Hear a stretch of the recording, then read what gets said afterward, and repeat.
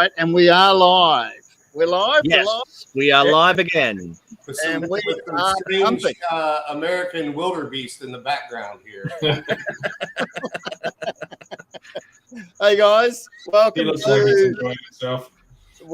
Shooting the Shit American Craft Distillers, not Australian craft distillers tonight. We are joined with the one, the only, Mr. Alan Bishop, the alchemist, the craft extraordinaire, who talks about fucking space bourbon. And we're gonna dive deep tonight. We're gonna dive deep. Alan, how are you, bud? I'm good. I'm literally going to have my dad sit in the background of every podcast I do from now on, just eating fucking zebra cakes and looking like a road construction sign. What'd you say? That's awesome. That's awesome. All right. So what we tend to do is, okay, let me introduce myself for people that don't know me. My name is Crafty, Craig from Craftworks Distillery in dot on the map, Capity, New South Wales, Australia, planet Earth. And Todd, my right-hand man in the top left-hand corner. And Luke up in the top. No, Luke's in the left. Luke's on the right. He is the glue that holds this whole machine together. And we call him Boss Stick.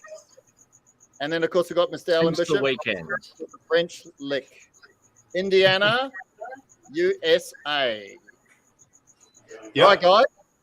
So I'm going to say, what's everyone drinking tonight? But, Alan, what are you drinking? I was told it was dirty water. That's what I was just told. Which it basically is. It's just fucking Folgers coffee. Just whatever it takes to get up and get your shit moving in the morning, right? Literally. We were communicating before it, before we went live, and you were saying you went off to turn the still on. So it's start of your day. What time is it over there? It's 7:25 right now. So 7:25. What time do you normally start? It just depends. We've got our processes down now to where about 7 o'clock in the morning is pretty decent.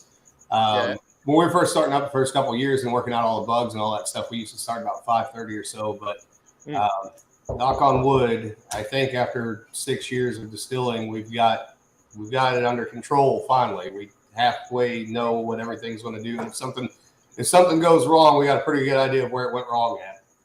Yeah, right. Okay. Well, let's go right back to the start, mate. So, Moonshiner. Oh, what's that? I'm sorry. Moonshiner. That's where you. Yeah, absolutely. That's where I started at when I was a kid. I grew up in a family. My dad, who was just in here a while ago, him and my mom's father, they were both doing some distilling. I don't think they took it too terribly. It wasn't like an artistic endeavor. It was just, let's make some alcohol and get drunk, basically. But it ran in my mom's family and a little bit in my dad's family as well.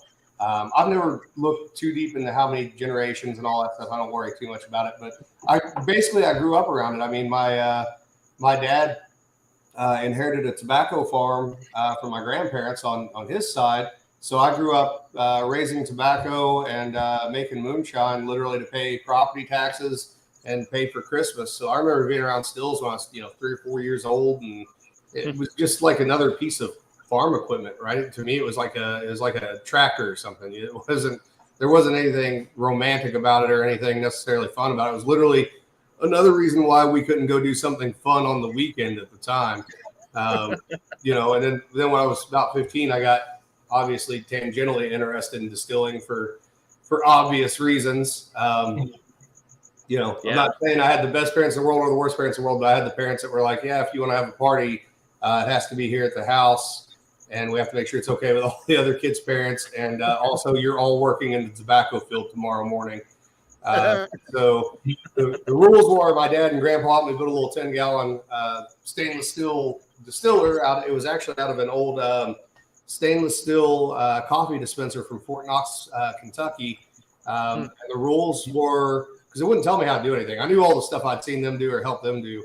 But the rules were literally don't blow your ass up in the backyard and bring us something that's worth drinking. So, like I have from a distance, right? Because we're in Australia, right? And we look at what's going on in America. We look at the craft distilling scene in America, and here we talk about it, and we think we're probably maybe 5-8 years behind where you guys are, but we're on a very, very similar trajectory.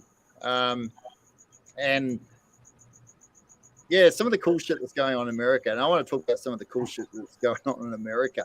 What do you think is cool shit going on in America right now in the craft scene? Well, first, I would say on the Australian side, I think you guys will catch up pretty quick, because I still think here in the United States, even it was a slow build for craft distillers, right? Unless you were in the right state at the right time and had the right kind of money.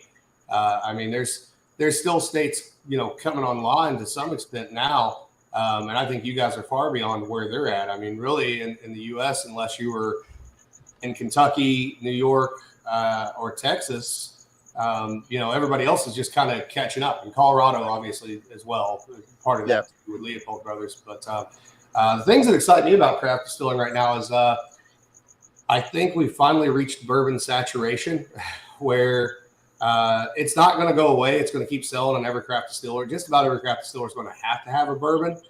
Yeah. But the consumer is looking for either alternative versions of bourbon, or they're looking for something that's not bourbon at all. And that greatly excites me, because there's so much more to do with distilling than what's been done since Prohibition. And none of it's new.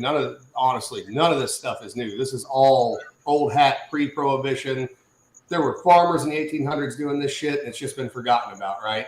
But the deeper into that we can go, the more excited I get, because we do well with bourbons, obviously, but I'm bored with bourbon and I'm ready to do other stuff. And I'm glad that consumers are willing to look at that other stuff and not look at it and think it's just weird as shit anymore, like they did several years back. So that's really the thing I'm most excited about, I think, is to see how product lines are going to diversify. Breaking into categories that the TTB just looks at and goes, we don't know what to do with this, right? Now it's what they call distilled spirit specialty, because we have no format for what the hell this should be, like split brandy, which are basically half grain and half fruit, which wasn't ever a huge category pre-Prohibition, but it certainly existed. So I'll tell you a story about that. You'll love this. You'll love it. So there's a distillery about an hour down the road, Baker Williams, and he did whiskey, and he did grape spirits as well. And accidentally, he mixed two vessels together, grain and grape, right? Yep. And it was like, fuck, right? And the story was he put it to one side, and it just annoyed the crap out of him. It's like, Jesus, why did I do that? It's such a stupid mistake, right? Anyway, one day he tasted it and he went, that's not bad. Nothing there. So he released it as a product called Wildcard. And mate, it was really popular and really interesting spirit. Very interesting, because you really sort of got the two elements of it. Yeah. So over here, the thing back before Prohibition, with a lot of small farm distillers that were, they were still commercial distillers. They were the equivalent of what craft distillers are now. But a lot of them did focus on brandy, and then they do a little whiskey on the side, whatever. But the two big split brandies over here were peach and wheat, and then apple and rye. But now I do have a barrel with a very similar story to what you just said, sitting in my barrel room right now. That was an accident. I'll admit that on the Australian podcast. I'm not saying that shit on the American because right. No one in America will hear this. If I say it on here, even if they do hear it, and they will hear it, I can get away with it, right? But when it comes to, like, if you go on a fucking bourbon show or whatever over here, I'm gonna be like, no, that was my genius idea. That I'm just like, I didn't know that else. What happened was I had some blackberry brandy. And I had a half barrel of rye whiskey. It wasn't even half a barrel; it was a quarter barrel of rye whiskey. And it was just sitting on the floor, and I thought it was empty. So we filled it, and then I looked at the side of it. Son of a bitch! So now I got a blackberry rye thing. I don't know. I probably ought to get into it, because I haven't been into it since we did. That was like 3 years ago. So it might be shit. I don't know. It could be great. Wow, That's cool. That's real cool. One of the things right now, which is really exciting me, is the way that I learned how to make whiskey. Right, was a lot of research, very Scotch focused. Right. Did training courses, trained with distillers, etc. And it was all from a cereal grain standpoint. It was all about the starch, right? It was all about high starch content, right, and high sugar conversion, right, which translated to yield. And of recent, in the last few years, there's been this other discussion, which is no, go back to what used to be done, and the varieties of barley were lower yielding, but also higher flavour. And Todd Leopold from Leopold Brothers explained it to me best in a YouTube clip when he was talking about, and he's basically said starch is not flavour. It's what else is in the kernel that is flavour. And so you go, okay, so a lower starch content barley, even though it's a lower yielding, can produce a higher flavour profile. That's the way I've gone. So in Australia, I'm using lower yielding barley, and we're packing some big flavors. And I know you're on the same boat, and I'd love to hear it from you in your words. What's your interpretation of this relationship between starch and flavor? Yeah, absolutely. That's something I'm big on. And so over here, we get a lot of, obviously with the heritage of bourbon and rye in particular, you get a lot of conversations about, well, why did whiskey back before Prohibition taste like it did versus whiskey now? And why did it, most of the time, it seems like it was better quality whiskey. And that's part of it is that they were not efficient. They were in no way, shape, or form efficient back then. We deal with specific gravity a lot here. And you go to a school for craft distilling over here, and they're going to tell you that you're not, finished with your fermentation until you're below 1.000. Well, these old distillers, they were finishing out fermentations at 1.010, 1.020. They're leaving some sugar and some starch behind in the pot because they couldn't convert it all, especially with the malts they were using at the time. And so one of the biggest mistakes, in my opinion, that craft distillers over here make with cereal grains in particular is using artificial enzymes 100% efficiently, right? Or even using them at all. Because I think, and Todd and I have talked about this a lot, and I think Todd agrees with me. You mentioned the starch thing. Starch isn't flavor, but the interesting thing that does happen is that starch is tied to other aromatic precursors. And if you're dealing with a pot still and you're dealing with time under heat, and you have that unconverted starch, the thing that happens is you start to break down the aroma precursors that are there. And so you're getting flavors in your whiskey that you wouldn't get if you were running at 100% efficiency, because you're getting aromas out of that whiskey you wouldn't get if you were running at 100% efficiency.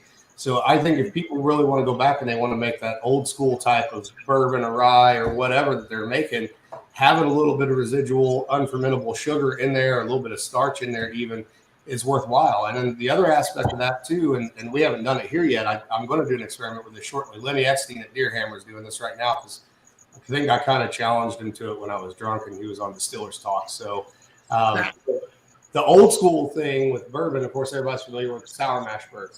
And what sour mash is now is not what it was at all. So sour mash now, they're taking their hot stillage from their previous distillation. They're using that as part of their heating water and part of their acid adjustment for their next cook. But it's fresh.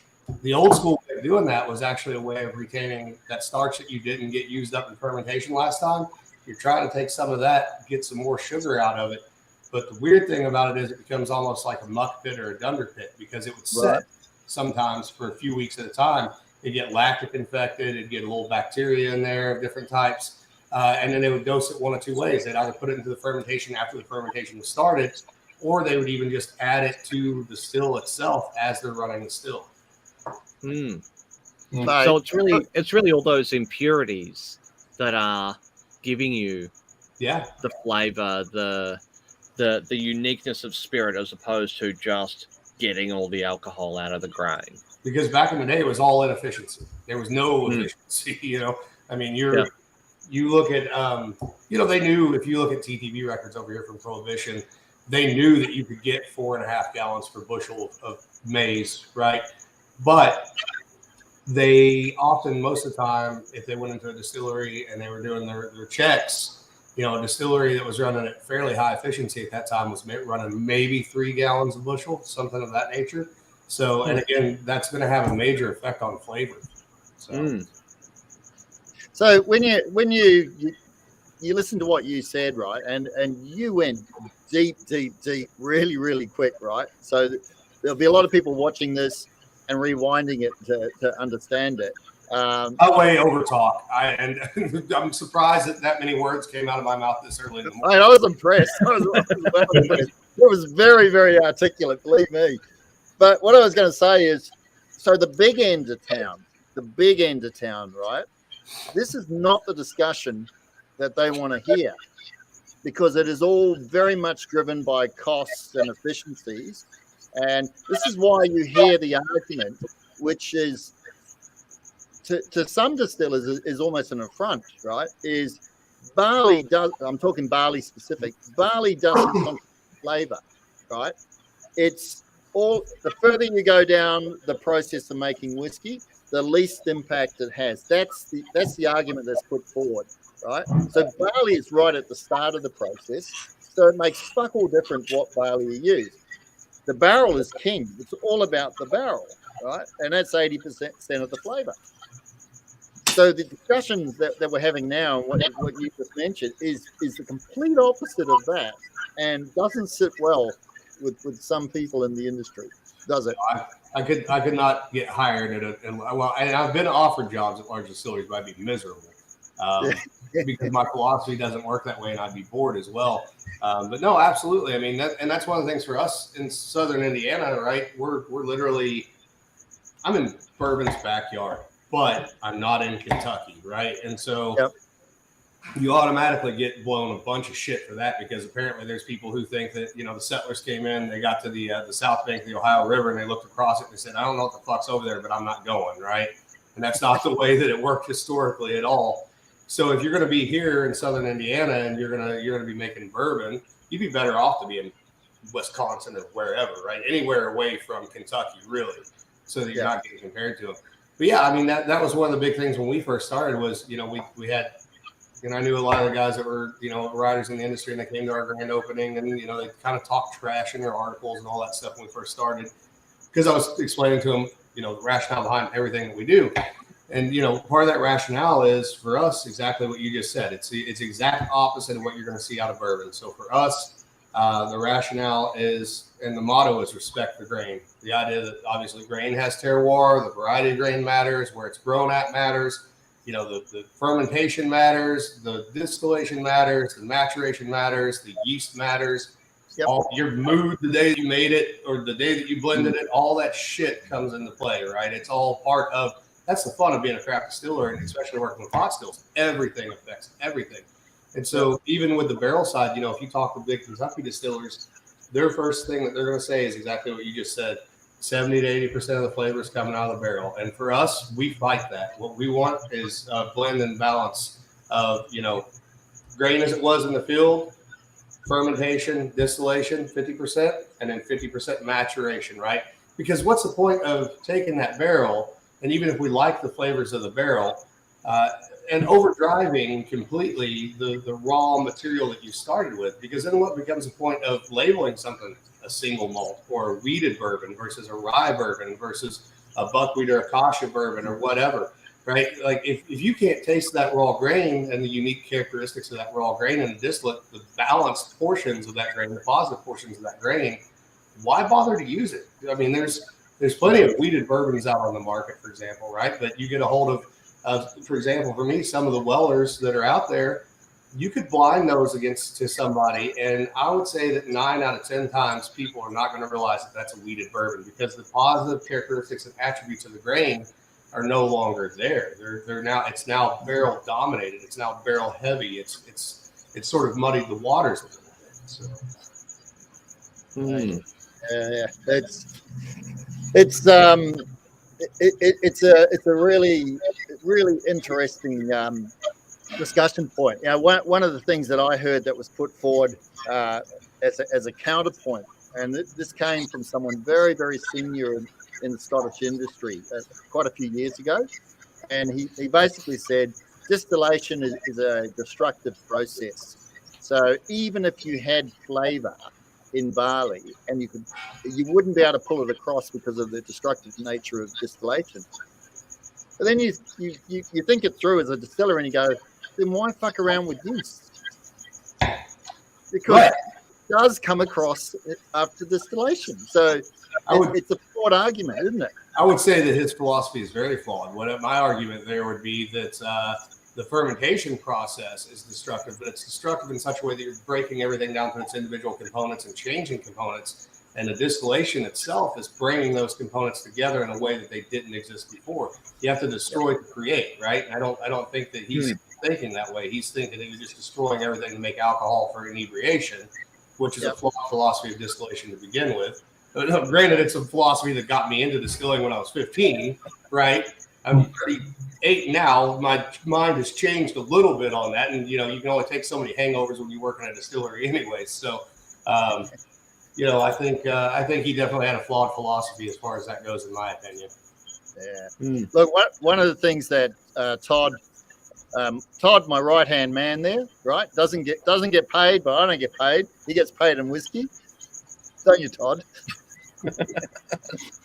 Sort of. It's got to be some perks to help with. There's got to be some perks. But we often talk about brewing and the importance of brewing versus distillation and the balance of the two, and how a lot of people don't put enough emphasis on the flavor levers that you control at the ferment stage. And it's something in America that I think you guys do really well, because a lot of craft distillers have come out of craft brewing backgrounds, and so they have an understanding of the grains, and they have an appreciation for the brewing process. So what's your take on that, Al? This is actually kind of interesting. I think there are several of us that do have a pretty good understanding of that process, some more so than others. But I will tell you that that's the first thing that the first criticism I have of any other distiller in the United States is, can you do beer math? Can you write a mash bill? And a lot of them can't. And that just drives me up the wall. So here, my opinion is, if you can't do beer math and you can't write a mash bill, I don't care about anything you say after that, right? I'm tuned out. You're dealing with cereal grains, so you better be able to write a mash bill. There's no reason why you shouldn't be able to. But I do agree that guys like Todd Leopold, I think the guys at Iron Root Republic in Texas in particular, there's lots of guys playing around with cool fermentation stuff out there. And I think that those are the things that kind of excite us, and those of us that are really into the craft as well. I mean, we're constantly learning and reading and rewiring our brains about how things actually work, all the way down to the extent that there's a small group of us that still keep up with a lot of the home distilling forums, because home distillers are doing cool shit, and the guys that are doing that at home right now are going to be the guys that are being craft distillers in 10 years, and if you don't keep up with them, they're going to be ahead of you when they start. So. I love the brewing aspect of it. And the other thing about it is I like to break the rules of the brewing aspects of it. Like, I hate brewing and distilling dogma in general, right? Because you go back and you look at the way things were done in the 1800s, and were fermentations clean? Not always. Were they dirty? Were they purposely dirty? Maybe not. Maybe they were, but they were getting some interesting results out of them, right? And they were doing really cool stuff. So, just like propagating the yeast that I've captured from some of the old distilleries and stuff like that, I know that I'm not keeping a pure culture. There's no way I'm keeping a pure culture. I have a microscope. I'm just smart enough to be able to look at things and go, yeah, it doesn't look quite right. You know what I mean? But if it's making good products, do I really care that much? I mean, as long as it's not crazy off profile, I'm pretty happy. And, if it is crazy off profile, if it's good, it's its own unique product. So I love getting in all that stuff. I'm switching stuff up out here on the fermentation all the time. My still hand, who's out actually grinding in right now, he's just now, even 6 years in, because distilling wasn't a passion of his, he's just now really starting to get a grasp for why I tell him to do the things that I tell him to do. You can tell him to do whatever you want, he'll do it, right? He just doesn't necessarily understand the process. So I think for a while he was getting fed up with me because like every 3 or 4 days I'd come in and be like, all right, try this. Let's do this. Let's change this. Throw this shit in there, right? And I'm sure I confused him more than a few times on why we were doing that. But, you can't really have a great understanding of your process if you don't know how to also break your process, right? And luckily, I've never lost a mash here at the distillery. I'll say that. So now I've lost a lot of them at home over the years, but that's 50 gallons versus 1,200 gallons. So there's a little bit of an economic difference there. Oh, most certainly. Let's talk about spirits of the French Lick. So, what is it? Where is it? What do you do? Give us the background. Yeah, so we're in southern Indiana and Orange County, Indiana, the western side of Orange County, Indiana. So it's about an hour sort of northwest of Louisville, Kentucky. It's in a region that was once known as the Black Forest of Indiana. So the Black Forest of Indiana was a distilling hub of basically mostly apple brandy distillers and wheated bourbon distillers. So it's Orange, Washington, Lawrence, Concord, Harrison, and Perry County. Between 1855 and 1914, there were 155 plus legal distilleries in that 6-county region. We're in a little valley, 2 towns that are right next to each other, West Baden and French Lick. And if you aren't from here, you wouldn't realize that one town ended, another started. This is an old resort town, so the groundwater here in the valley itself is mineral water, particularly sulfur-heavy water. So it drew a lot of people in for health interest. And because of that, what you ended up having here in the valley itself was by the 1920s, you had a series of 9 hotels / spas and casinos, none of those casinos ever having been legal. At the time, the only casino that's ever been legal here is the one that's here now. And it became sort of a meeting place for the Kentucky distillers to come and move their wares to a lot of the Chicago gangsters, a lot of the St. Louis gangsters. And it's equidistance, basically to St. Louis, Indianapolis, almost to Louisville, Cincinnati, but it's off the beaten path. So it's a good hideout spot for things like that to happen. But just a crazy rich history here. Legitimately, the tourist center when you come into West Baden, it's a retired whorehouse. And it's great because you can go in downstairs. It looks like a tourist center and all that stuff. But you go upstairs. This place didn't close until the 1970s, and they left the rooms exactly the same. So you literally walk in and see this 1970s style, brothel upstairs, which is pretty interesting. Nice. So we started. Have you propagated any yeasts from there? No, not from the brothel. No. You're going to use vagina yeast. Right. Yeah, vagina yeast. Yeah. Where you in, man? No, I haven't. Had to go there. Well, it's a fair question, truthfully. I mean, I feel like beer brewers sort of have that market kind of cornered, beer yeast and all that stuff. But we started 2016. I was previously at Copper and Kings, so kind of going back to that moonshine background to fill in the blanks here. When I was about 25, 26, something like that, I had converted the old tobacco farm into an organic produce farm. I was doing a lot of plant breeding is what I was really interested in because it was really hard to sell produce in rural Indiana. Everybody has a garden. Well, when you can't sell it and you realize that distilling is inherently agricultural, you start wondering, like, this weird corn that I bred, what's it taste like when you run it through the still? And so that got me more and more interested until I finally got up to where I had a 150-gallon pot still. It was actually an old milk stirrator tank, a stainless steel milk stirrator tank I turned into a still. And that was sitting in my parents' backyard. And that just happened to coincide with the same time that the show Moonshiners had come on. So moonshine suddenly becomes super popular. And me and my then girlfriend, now wife, we're going to parties and people would come up with jars. And they shouldn't have known who I was or where it came from. And they were asking me to talk about them or to sign them and shit like that. And so my wife was like, you got to go get a job doing this or I'm out. So I got on it. I basically sent resumes, the worst resumes anybody's ever seen in their life because I had no real work history other than working for myself. To every distillery that was opening in Louisville at the time, because at the time there was no craft distilling law in Indiana. So I got hired on by Copper and Kings, and I certainly don't think they hired me because I was the best person for the job, but I'm probably the cheapest person that would take the job at the time. So I was there for about 2 years and laid out all their distilling protocols, prototyped all their absinthe, really headed up the apple brandy program. And then I knew I wanted out of there because the culture just wasn't right for me. And I wanted to be on this side of the river, what I call the right side of the river. So I got the call from the Doty family, who own the winery here. They've had the winery since 2005. They knew of me through some other sources in the industry. Steve Beam of Limestone Branch and Lisa Wicker at the time was at Limestone Branch. And I think at the time I was driving a box truck back from somewhere in Kentucky full of grapes. And I think I said yes before I even knew what they were offering, more or less. So I came in here and came in. They'd already ordered the equipment and all that stuff. But I came in during construction. I helped finish out all the construction and all that. Fixed problems as I went along, and then started laying out products and literally laid out every product that we have from start to finish. Has all been kind of my thing, which is what I'm obviously very passionate about.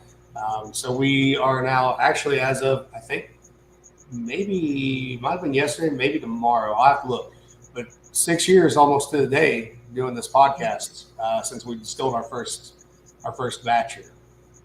Wow. And do you still have some of that first batch?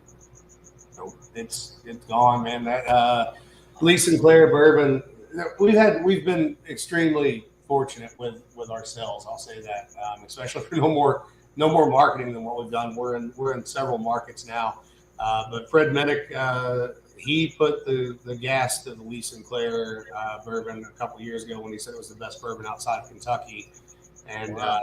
And I've never seen anybody could just shake a market as quick as he does, because as soon as he said that, I mean, we were sitting on 7 pallets at the time.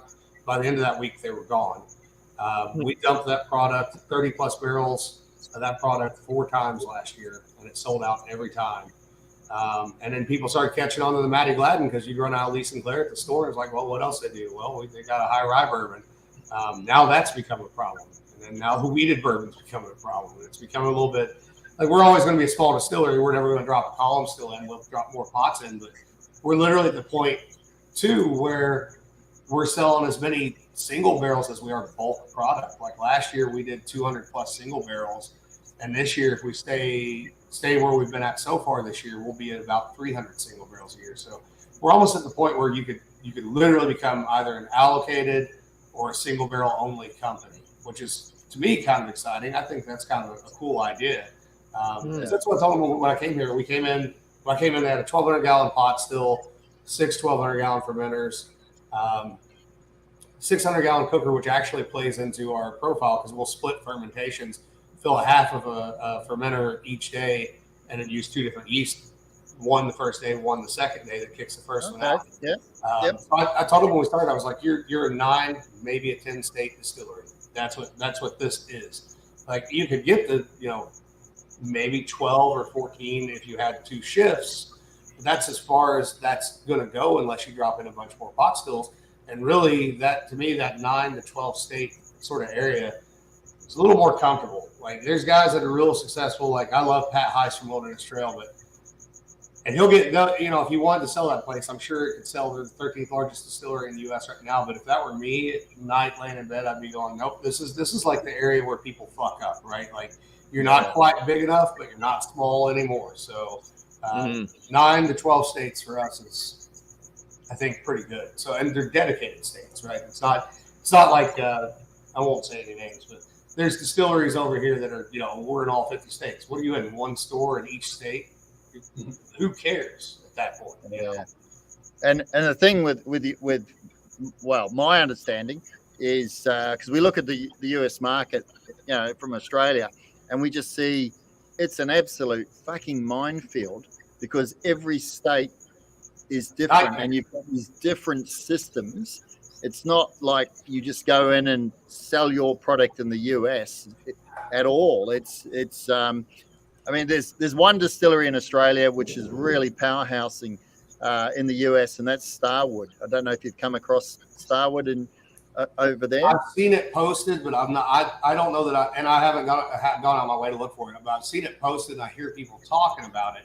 I don't know that I've ever seen a bottle anywhere, but I think Christy mentioned when you were on our show that she's seen it and had it before. Yeah, that's right. She did. But one on the shelf somewhere. Yeah, Luke will have one there. So yeah, Starwood actually just won overnight at the San Fran World Spirits Comp. 12 medals. Wow. Which is, yeah, exactly. It's freaking insane, right? Yeah. Yes, it's because San Fran is one of the few, to me, San Fran and Denver International. Those are, in the U.S., those are the two that I take somewhat seriously, depending on who's on the panels. But those two are, they have a better track record than almost any other of the competitions in the United States, in my opinion. So, fucking head got way bigger there for a minute. I don't know what's going on. Jesus, what? Luke, what's mate? Lost his stickiness. Yeah, what happened to boss stick? He leaves the shot, and we're all over the place. Right. When you were talking about Pat and Wilderness Trail, and when you and for people that don't know, Alan's got his own podcast, which in some ways we didn't realize. Our little podcast, Shooting the Shit, Aussie Craft Distillers, is very, very much like what you do. Very similar, yeah, absolutely. Yeah, just you talk Crafty, just lean a little bit to the right. Who, me? Yeah, is that better? That's better. Okay. Yeah. So what we do in Australia with our little podcast is very, very similar to what you're doing, and you know, I watch your podcast, your shows, and I love how you talk to people in the industry, and it just breaks down barriers, and people get to see the real people behind and what motivates them, and the passion comes through. Right. So Pat, I was just go back to Pat before I forget, when he was talking about how he started and how his distillery grew, and the volume that they pump out now is just ridiculous. Isn't it? It's insane. It's absolutely insane. They're doing well. It's everywhere. It's all over the place, you know, and they're able, you know, they've got the levity now with the amount of the volume that they have, you know, that they can, everything that they can do, you know, their mainline stuff, it can be an everyday drinker for everybody in the United States plus internationally. I mean, they're literally at that point where, you know, as he said on our show last time, you know, they're in multiple countries in Europe now. You know, he's in a good place with all that stuff, and they're building warehouses like crazy as well, which is great. I mean, he literally, I think they started with a 250-gallon pot still is what they started with, and they started just shortly before we did. So, of course, I think they had a plan laid out, whereas our plan was like 9 or 10 states. Right, we'll be happy with 9 or 10 states, and that's where it'll be at. So, I you know, congratulations to him, and I'm glad that he's doing it. And then the other part of me is like, I'm really glad that it's not me. Well, then another one who you introduced me through Distillers Talk is Todd Leopold and the 3-chamber still. Yeah, and over here, there's a handful of us who look at it and go, "Wow, that's not a pot still. That's not a column still. That's something very, very unique." So, for those who don't know about 3-chamber still and the uniqueness of it and the flavor generation, can you, Alan? Because I know it's a passion thing of yours as well. Can you give a bit of an explanation of a 3-chamber and why it's exciting a lot of people, including Fred? I saw Fred's interview on YouTube where he did a tasting of the 3-chamber still whiskey, and then talked to Todd after. Yep. And Fred was just bouncing off the ceiling when he was tasting it. He really was. He should be. And the cool thing is, and all props to Todd for bringing that thing back. You know, there have been a couple guys that talked about it for a while, and Todd beat everybody to it. So there's a bunch of designs for these things out there. They're kind of a weird modal system in between a pot and a column in some ways, but really they're still a batch system. They're just a rapid-fired batch system. It's a rapid-fired distillation is what it is. Yep. They have all the positive attributes of a pot still, but with some added benefits. And so the idea is that you basically, and I should also add this, these 3 chambers, the one thing I think that nobody has pointed out yet in the U.S., these 3 chambers really, they came from, if you ever read about over here, anybody back in the day, quote unquote, running on a log with a wooden still, those wooden stills were very, very similar in concept to what a 3-chamber is. So they really kind of came out of that concept. But the idea is that you basically have a steam generation on the bottom. And as you can see, you've got that one's got 2 active chambers and a drain chamber on the bottom.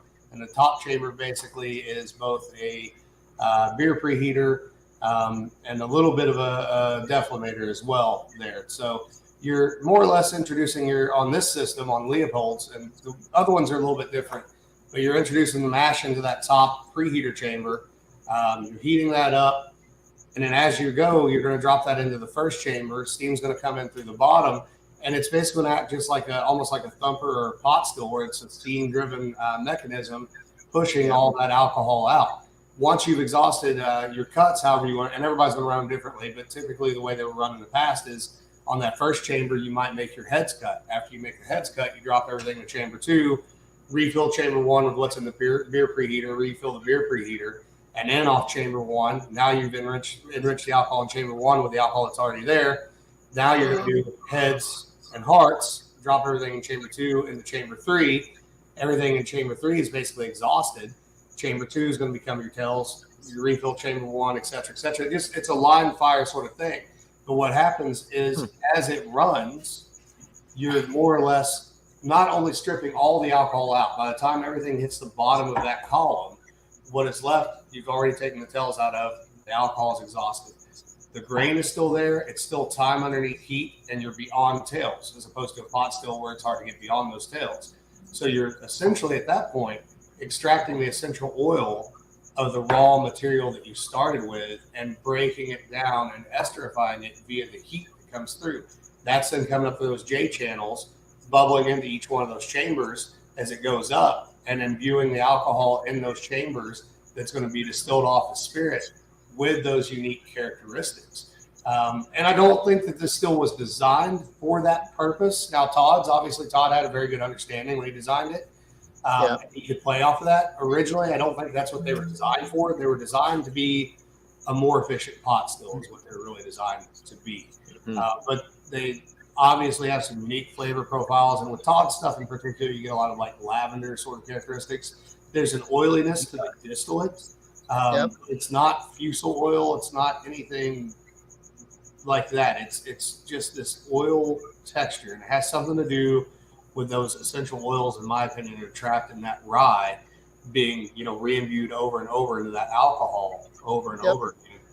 And different people had different setups. So you would see, if you go back and look at some of the old diagrams as opposed to Todd's diagram, you'll see some of them that run to a thumper. You'll see some that run to a doubler. You'll see some that are just a straight still itself. Usually, sometimes even with an air-cooled deflator on top of them. And then they would collect all of the stuff as a stripping run and then run it back through a pot still.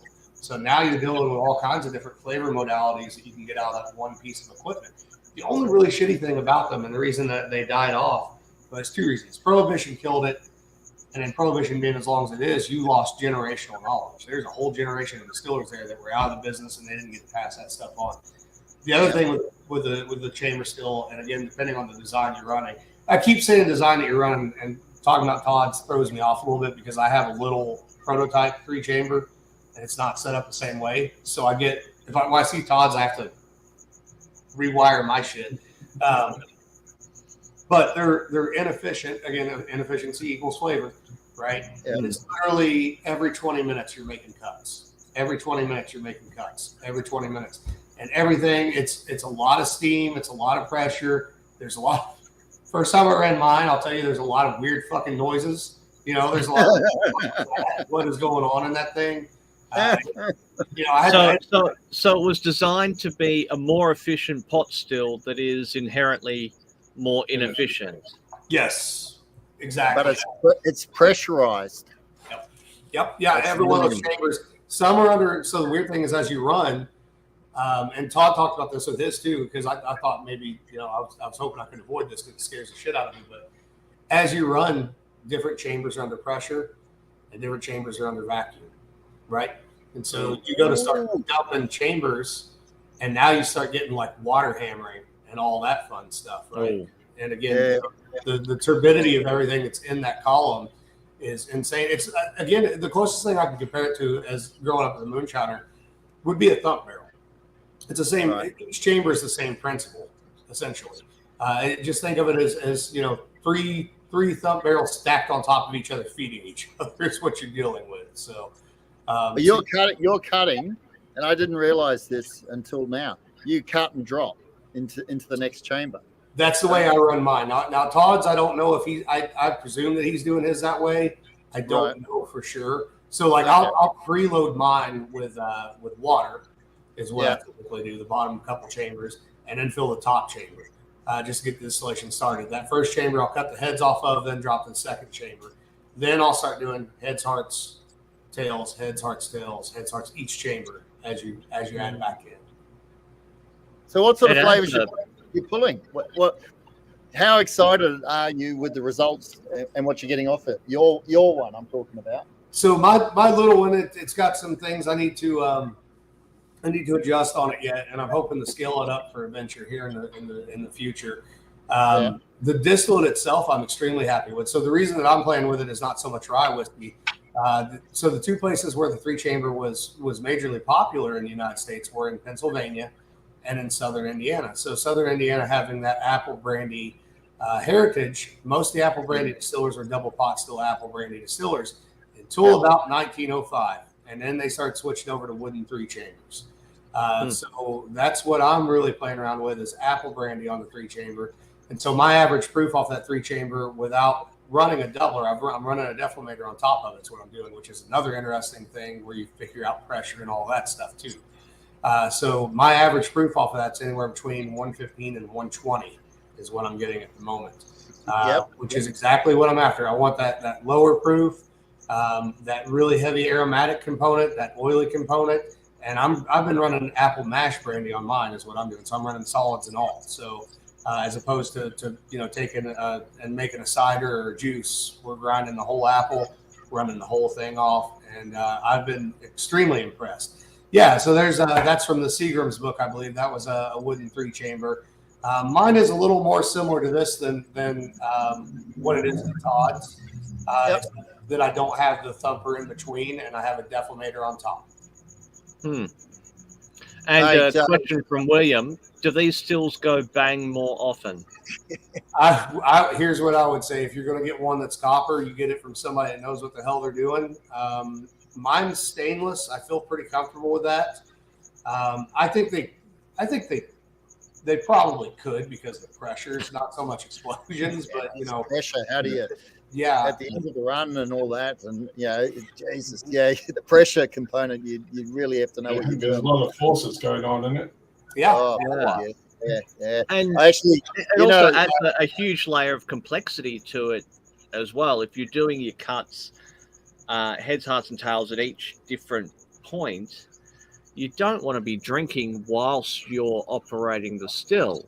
And you can't be doing anything else while you're operating. That's what I like about it is that it is inefficient. You get those flavors, but also as a distiller, it becomes more challenging because instead of I know I'm gonna make my heads cut here, my hearts here, etc. Now it's every 20 minutes, and you got to be on your game. You got to be paying attention to it. Now that's a plus and a negative. That means you're tied to that still for however long you're planning on running. If you're running a 300-gallon fermenter, you're going to be there until you're done with that 300-gallon fermenter, right? That is a lot of watching a pot boil. It really is, but at least there's movement and thought involved as opposed to I love pot. It makes great noises. Yeah, you're right. But pot stills are definitely watching water boil a lot of times. So. Like there's so I've got a real personal fascination and just want to understand more about 3-chamber still. And so I've been talking to different people in that. Like Nick Hope, Nick Hope, right? So Nick and I have bad ideas around all the time. Anyway, I've been having discussions with my good mate of mine who's a distiller who built my still. So he's a fabricator in the wine industry, and he's the most prolific still builder in Australia. And him and I have been batting it around and going, why can we not build one of these fuckers? Yeah. Just a small one and just see, because the one thing that really sticks in my head, and you said it, is it's a whiskey terroir machine. Mm-hmm. Yeah, absolutely. That's exactly the way that I would think of it. It's I think you can take any mash bill and put through that thing, and it's not going to taste like it does in a pot still or a column, right? It's going to be its own unique beast. And I think where it really, in my opinion, where it's really going to shine, and I think Todd has the same opinion too, because you can't, obviously yield wise, you're not getting a ton off of it, again, in efficiency. Yep. But I think where it would really shine at is making distillate for blends. And I think those blends could be 5-10%, 3-chamber stuff, and it's going to be a noticeable difference. We had exactly the same discussion the other day with someone. It's you have your pot still, you have your 3-chamber still, and what comes off your 3-chamber is super concentrated, super intensity, and it's the salt and pepper that you add to what's coming off your pot still. And that seems to be typically how it was used traditionally, was for blending as much as anything. Now, there were pure 3-chamber ryes and things of that nature. And just like Fred reviewing, Todd's 3-chamber rye, and he loved it, and I loved it, right? But we're pretty damn geeky about whiskey. I'm not so sure that the average consumer would appreciate it in the same way that we appreciate it, right? But now, if it were there in smaller amounts in a distillate where it was, a hint of this or that or the other, whatever, I think that certainly the common consumer would understand it. Yeah. So if you're going to blend your 3-chamber into your pot still, is it still a single malt? Yes. Yeah. If it's single grain, single distillery, it's single malt. Absolutely. Mm-hmm. Yeah, I guess that makes sense. Yeah, I wouldn't even know. I'm so confused by the TTB categories over here as it is, because like part of me just goes, who fucking cares as long as it's good, right? As long as you're being honest about it, So just tell people what the process is; they'll figure it out. Yeah, transparency. One of the things that we talk about in Australia is so the Australian industry is just absolutely taking off, right, big time. When I started, there were 60 distilleries. There's now 420 odd distilleries. Wow. I think. I reckon it'll be 500 probably this time next year, right? But if we just talk about just whiskey, because that's my main bag. In Australia, the only restriction we really have is 2 years on wood. It doesn't even have to be oak, right? So we look at Scotland and we look at the restrictions in Scotland from a barrel selection standpoint. They can only use things that have been proven historically, right? And then we look at America and we go, and I'm talking bourbon particularly, right? You have to go into brand new American white oak barrels, brand new, charred, right? Yep. In Australia, we can go and get a cognac barrel or a tequila barrel or a fucking penguin shit barrel. Doesn't matter, right? And we can make our whiskey. So we think we've got a really interesting, unique point of difference there, which Australian distillers play on. But like there where we've got our Pedro Jimenez barrel. Yeah, straight into a Pedro Jimenez Spanish sherry old wood barrel. Bang, done. Doesn't have to go into anything else, right? But we can go in. So guys over here, I'll give you a name. Lee Atwood Backwoods Distillery in particular is doing red gum, which is a hardwood Australian wood, right? And getting some really interesting, unique flavor profiles. So that sort of shit's really, really exciting. in America, and I'm still trying to get my head around this because I hear different things from different people. The single malt category, right? They're not restricted in the same sense as the bourbon producers, are they? They can go into different barrels. They don't have to go into new American white oak freshly charred barrels. Yeah, as of right now, they don't, because it hasn't become an official TTB recognized category, which that's what they're working on right now. And I hope that they don't put any restrictions like that on there. And let me also say this, because it may not be known in the wider world, but so that bourbon restriction to new oak barrel, that was a relatively late invention to the game. Right before Prohibition, basically to favor the lumber industry, and now we're seeing the after effect of that, which is, again, the distilling industry is growing. There's more and more barrels going out, less and less oak being planted, and so here in Indiana they harvest a lot of oak, and I know a couple of guys around here, timber fallers around here, that they won't touch oak unless there's something wrong with the tree. They won't cut it down. So at some point, and this is sacrilegious for an American distiller to say, I hope they get rid of that stupid fucking barrel thing, because to me it doesn't make any sense. It just doesn't at all. But it's already starting to happen, isn't it? There's political pressure being brought to bear now about changing that regulation, and if that happens, that has a massive knock-on effect in Scotland. Yeah, because absolutely. They lose their ready access to used barrels. But like here at our distillery, that's one of the reasons why we do so many products too, is because there's nothing I hate worse than letting go of a barrel. If I could, if you're a good distiller and you're good at managing what you have, if you work at the distillery for 40 years, there should still be barrels in your inventory, not with necessarily the original product in them, but barrels in your inventory that were there the day that you started. There's no reason for them not to be, right? Because they can be used multiple times. I mean, and there's several things we do. So we'll recycle barrels, like, we'll use one for bourbon, then we'll kick it over to corn whiskey, or we might kick it over to absinthe or something of that nature, and then use it 2 times. Maybe it'll go to brandy after that. We've used them up to 3 times, and then you can take them and send them to the cooperage, let them shave 1/8 of an inch off that thing, and rechar it. 2 more uses. When that's done, send it in, have them shave that thing down another 1/8 of an inch. Now you've got a neutral barrel, which is great for basically stopping your maturation short of oxidization, and just letting it set. So now we are lucky enough we get to play around with finishing bourbon, which becomes controversial sometimes in some of the bourbon circles, but I do get a lot of odd barrels in. I'm actually, when I get off here with you guys, I'm going into the H3 room over here, and I have 2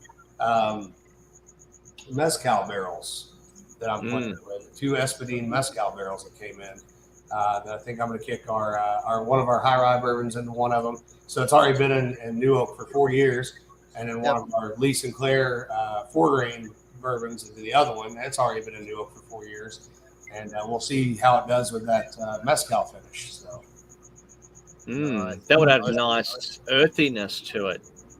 We did. One of the things that we did, I've got several barrels of it back here. We just released in this gift shop only. I think it was 4 years ago now. We did an apple brandy, and we did it like if we were cutting an apple brandy for moonshine. So no heads, no tails, as clean as it could be. And instead of kicking that into New Oak, we kicked it into once-used tequila barrels, and it matured completely in once-used tequila barrels. So we released 2 of them last year, 3 years old. One of them we did at like 135.1 proof, and I thought there's no market for hazmat apple brandy. The thing was gone in 3 fucking days. 3 days it was gone. Like it surprised the shit out of me. I'm like, okay, apparently there's A, people are after apple brandy, and B, they wanted it high proof. So it was all I could do in my snarkiness designing the label. We called it complexity is what we called it. Like almost wanted to call it unwanted children just for fun. There is, if there's one thing that I've certainly learned, there is a market for almost everything. And in my local friendship circle, I've discovered that the Vietnamese community don't care about flavor. They don't care about how it was made, what it is.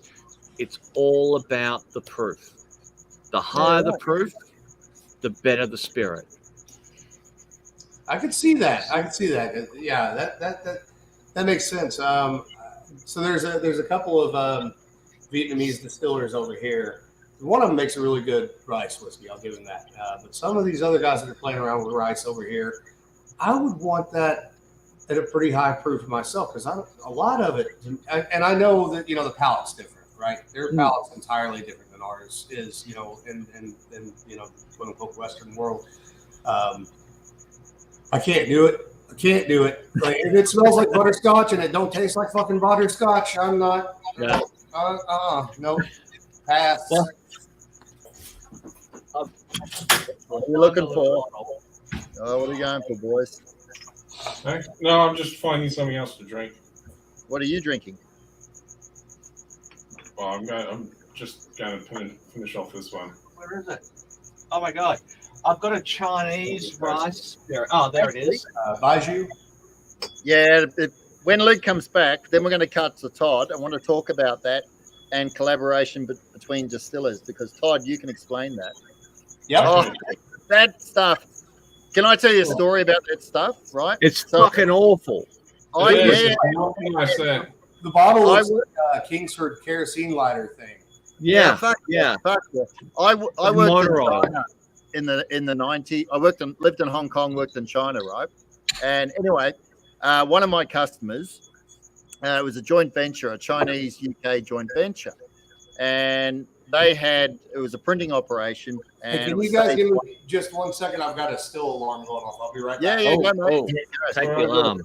No one see any explosions. This is probably a really good time for us to segue into our sponsors. Yeah, do it now. Yeah, do that quick, please. Yep. Let's put it up. I slipped. Hold on. Oh, no, not that one. We're going to bring that out in a minute. I actually tested. We got one. Let's get another one, eh? Yes. He's out of the room. He doesn't know what's coming up for him. Let's go. Now, I reckon Burnsy could probably make a pretty damn good 3-chamber still. I wonder whether he has. No. No, he hasn't yet. Only asking our 7 viewers. Theoretically. And look, if you need to get a barrel, of course you will definitely go to barrel brokers. As you do, as I do. He's got all the good barrels. All the good ones. Actually, to just add to that, for 7 years, I've always wanted to lay an Armagnac barrel, and a conversation with Robbie Tugnott, and I mentioned I'd love to get an Armagnac barrel, and then 4 months later, he rings me up and he goes, "Mate, got your barrel." I go, "What barrel?" And he goes, "The Armagnac barrel you wanted." And he got it. Nice. How cool. Just on the Baijiu. So I lived in Hong Kong and spent time in China, right? Anyway, so I had a joint venture customer, and they had a big grand opening of stage 2 production. And so the UK side of it, they invited all their top customers over to the grand opening in China, right? And a lot of these guys they hadn't really been out of UK or Europe, right? And it was the first time in Asia for them, right? So anyway, the Chinese partner just laid on this huge, massive banquet, with the Chinese dragons and the whole shebang, right? And the Baijiu, right? And with that drink, there's only one way to drink it, and that's gumby, knock it back, right? You don't want it to touch your tongue. No, it's stuff's deadly. Anyway, so they had we had the big banquet dinner. At later in the night, you had Chinese opera being played. You had businessmen from the UK standing on tables and trying to sing Chinese opera, right? Who woke up the next day, were totally embarrassed, had no idea what had happened. That Baijiu is dangerous shit. That's all I can say. We're going to figure out who you need to call first and apologize to. I don't remember what I did, but I know I did something fucking stupid. So where's my pants? I had pants. I'm sure I had pants. Anybody seen Tom anywhere? Missing. I gotta tell you a story, Alan. You'll love this, right? So little project. We were distilling honey or mead, right? Mm-hmm. So anyway, as we're distilling mead, and we did a lot of me and a meadster mate of mine, right? And we did a lot of research, and funny enough, with the US Honey Board and webinars and asking questions. Yeah. Anyway, we were adamant we did not want to produce vodka, right? So when we did the second distillation, there was a lot of sulfur that came through, right? So I thought, that's it. We've fucked all the high-end aromatics, right? And it blew off a bit, and it was okay. And then we went into fours, right? And so decided to start doing micro cuts as opposed to just fours, hearts, and feints. So we did micro cuts, got into the hearts, did a big hearts run, and then actually did a couple of micro cuts, and then actually did a second hearts run, right? And it was almost like a rum. We went quite deep, and then we did more micro cuts, and we went into feints. So we had all these 5-liter jugs just lined up, right? The next day came out, and I don't know, it was 9 o'clock in the morning, and thought, okay, we're going to work out what goes with what goes in the hearts, what goes in the feints, what goes in the fours, which meant had to sample a lot of little jugs of spirit, right? And I don't spit. I generally don't spit. So by 12 o'clock, I was fucked, right? Absolutely fucked because all the samples. I can vouch for that because he kept phoning me at work with these great ideas. I can't even hear what you're saying, mate. Just drink some water. Yeah. But Drunk, go home. it was a really interesting experience, and it was one of those ones that sort of creep up on you because you're deep in the moment. You're tasting, you're comparing, and then all of a sudden you're fucked. Like, that will absolutely happen. It happens to me here a lot when I'm doing blends. So like when I'm doing the bourbons, it's not that big of a deal. And when I say blends, I mean the blends for like the bottled and bond products. So the bourbons, they only go in a barrel, 105. So they'll come out, if they come from the warehouse down here, they might be 107 to 114. The warehouse up on the hill, they lose proof, so they might be 98 to 103. But you get into dumping like 30 barrels of apple brandy, and we barrel that at proof off the still. So it's going into the barrel at 135, and it's coming back out at like 147. And you got to take through 30 of them fucking things. Like it's a 2-day extravaganza of horse shit back here when that happens. I'll tell you right now. So only bad decisions are being made at that point. But only good taste decisions. That's good, right? That's why you divide it into 2 days. Poor life decisions, brilliant taste decisions. Absolutely. Yeah. all about the taste. Now, Todd, hold up that bottle that you had, Country to Coast, and Alan, be interested in your take on this. So, what Todd's holding up, right, is a blend from 2 distilleries in Australia.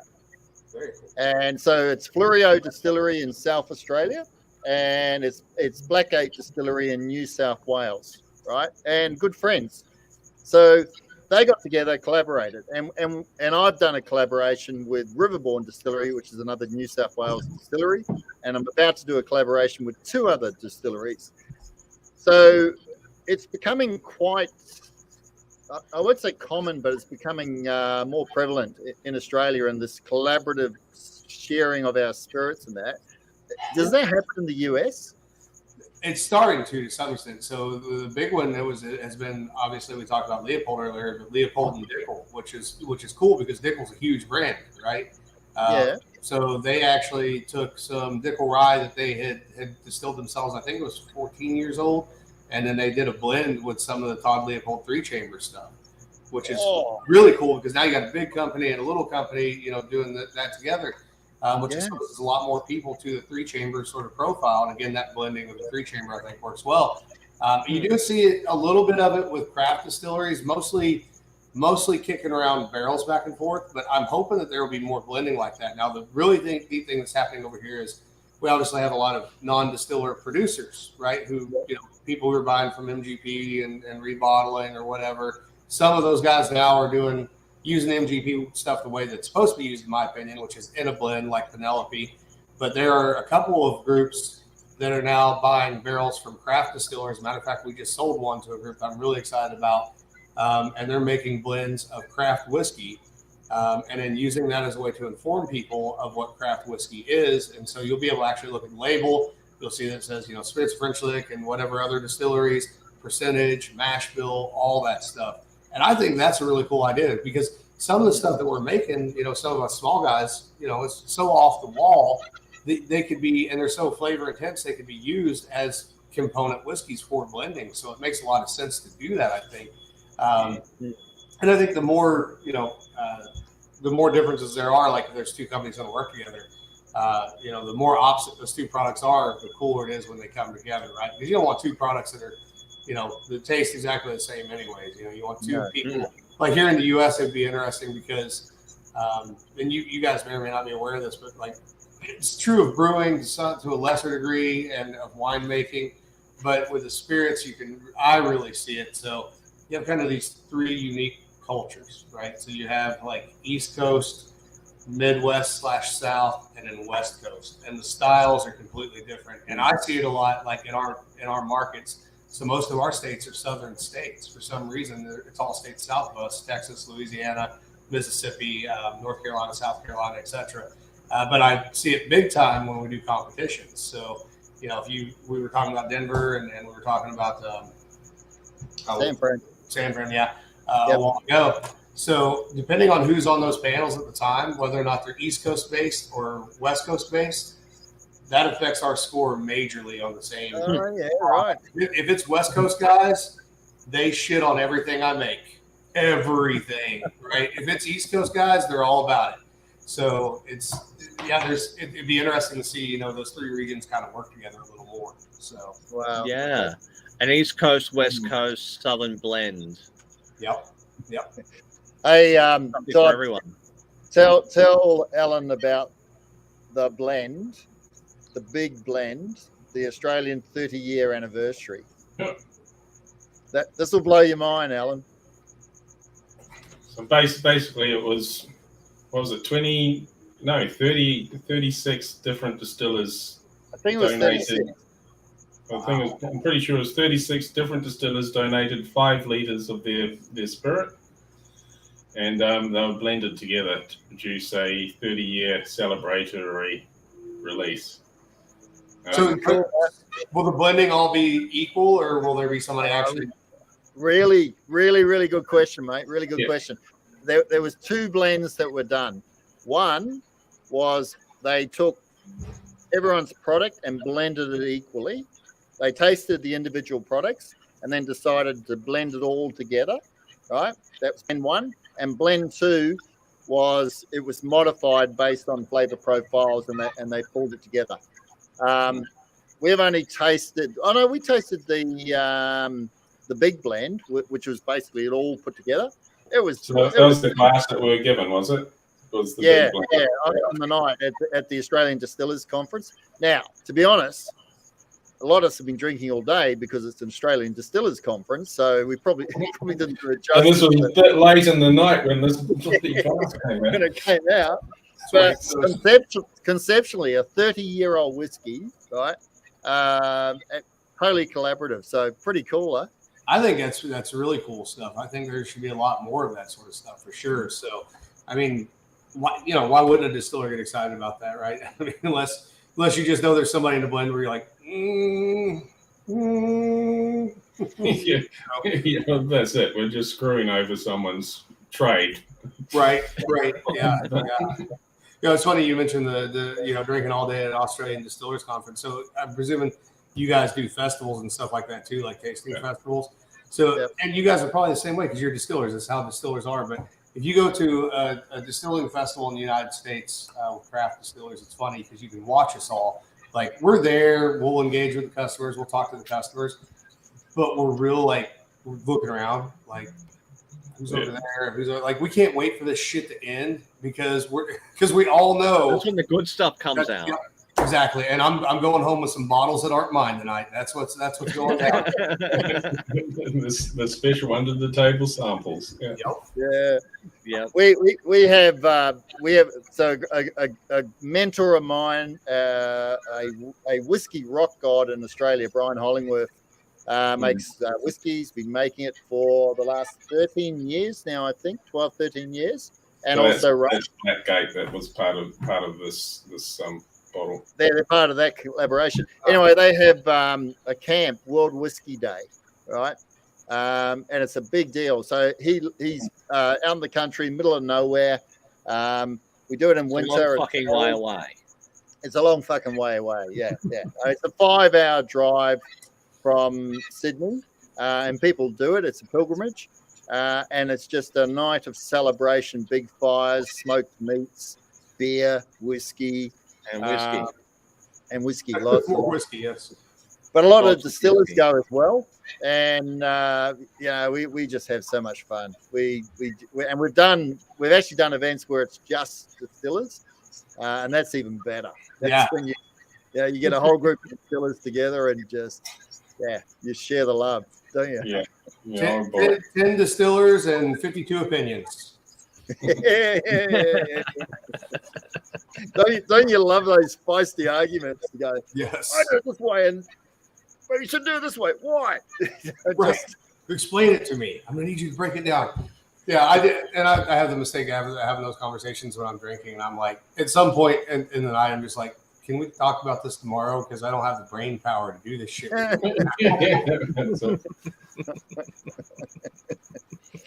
Yeah, that's cool. Something I'm always interested in when talking with Americans is your impression of Australia. Oh, here we go. Hang on, I've got to pick up a bottle. And a lot of Americans think that Australia is just a very dangerous place, that everything's trying to kill you.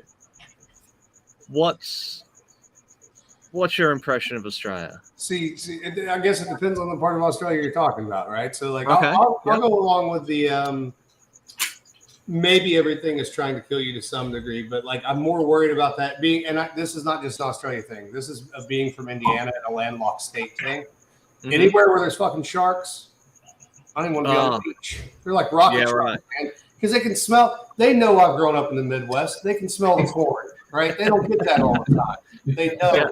That's something different. Yeah, exactly. Like a vegetable for them. I mean, that damn stupid Hoosier over there. I'm jumping. I'll jump out of the water and get his ass.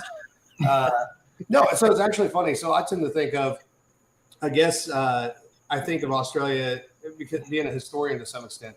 I think of Australia the same way that I think of Scotland and the United States. I think that there's sort of three countries, and even Ireland to some extent. There's three countries where there's an attitude that's a little bit of fuck you, and it's righteous in a certain way, and it should be. Now we're some of our cultures are obviously losing that, which that's a whole different story that we don't obviously get into because of politics and all that stuff. But that rebellious culture of kiss my ass, I'm doing it my way. I think very much so. That's the way I tend to think of Australia in general. So it doesn't necessarily come down to like, yes, the animals are trying to kill you. I mean, I know you guys are fighting for your life like against dinosaurs and shit every day. I respect that. But when I think of the people of Australia, that's really what I think of is a little bit more of, so just on the topic of dangerous creatures, what would be the first thing that comes to mind? I fucking hate spiders, man. I hate spiders. Spiders? Yeah, right. Yeah. We've got they're not one of my big things either, really. Yeah. I don't care if they're venomous, like, because I fucking hate them and they scare the shit out of me. Like, I'll play with a snake all day long. That's fine. Like, I love reptiles, right? Yeah. It could be a harmless fucking. If there'd be we have wolf spiders here. You guys probably have some kind of wolf spiders. Oh, yeah, wolf spiders. Yeah, So in the wintertime here, they come up through your bathroom drains and shit, right? Yeah. I'm going to die one day because I'm going to go take a shower and this fucking thing's going to come up through the fucking drain. And I'm going to break my neck trying to get out of the fucking bathroom away from this fucking harmless piece of shit. But I can't imagine like being some of the things that you guys have. So we've got some unique ones, but the worst thing we've got in Australia is the drop bear. It's just a fucking horrible beast, isn't it, Luke? And have you heard of a drop bear? So I haven't heard of a drop bear, but I do believe that we have a similar story to that here in Hoosier occupied northern Kentucky, and we call them drop bears or honey bears. What are yours do? What are yours do? Hang on, let's hear. What's a Hoosier honey bear? What's it do? That they're just up in a tree, right? And they're like little black bears, right? And they just drop out of the fucking tree and murder you. Right. Yep. Do they look like this? No, that's clearly an Australian fucking yeah. He's pissed. Look at him, pissed. Yeah. You know why? You know why he's mad? He's actually cuddly. He just saw a fucking spider. That's what's wrong. That's a drop bear. That's a drop bear. Nice. Yeah. Those things will fuck you up. It looks like it. Pretty sure that's what I look like after when I have a hangover, right? Okay. No, clearly I'm not okay. I couldn't help myself. I'm sorry. We've actually got to go back to, there was a question a little while ago, just to put it back onto an actual topic. Steve Pannon is asking about tax. We get taxed out the fucking nose. It's ridiculous. Yeah. What are your tax rates like as a producer? So that was one of the real problems starting up a distillery early on, was the federal tax. Of course, we have state tax and all that stuff too. But the original federal tax for distilled spirits, not the original tax, but the one that we were under, was $13.50 a proof gallon, which is pretty outstanding. You know, so they changed that a couple of years ago. We got that changed. It changed across the board. 3.8 liters. Right. Yep. Carry on out. We're just roughly. Yep. Sorry. Oh, that's okay.